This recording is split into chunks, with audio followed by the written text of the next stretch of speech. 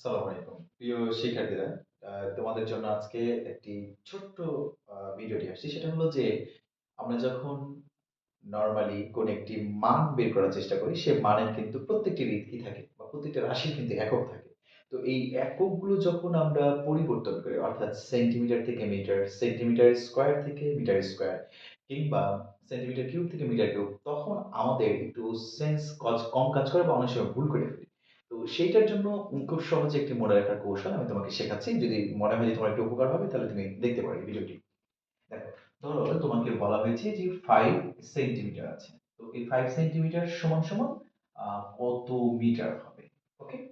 তাহলে তুমি যেটা করবা যে 5 যেহেতু 100 সেন্টিমিটার সমান 1 মিটার দেন তাহলে 100 দিয়ে কি করছো এটারে ভাগ করছো। তাহলে এটা কি হবে? 5 into 10 to the power -2 metre.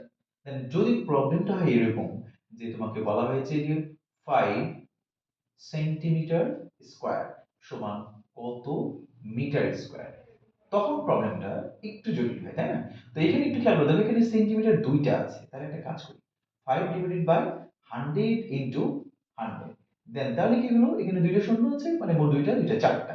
তাহলে 5 into 10 to the power -4 metre square, then উত্তরটা হয়ে গেছে। এবার যদি মনে করি যে আমাকে 5 সেন্টিমিটার কিউব আছে, তো এটা সমান সমান আমাদেরকে কত মিটার কিউব এইটা বের করতে বলছে। তাহলে খুব সহজেই আমরা এটা বের করতে পারি। যেহেতু এটা 5 আছে দেন এখানে সেন্টিমিটার আছে ৩টা, তাহলে আমরা করতে 100 into 100 into 100, then 5 into 10 to the power -6 metre cube. Okay? তাহলে খুব সহজেই কিন্তু আমরা এই একক পরিবর্তনটা করতে পারি। ধন্যবাদ সবাইকে সাথে থাকার জন্য।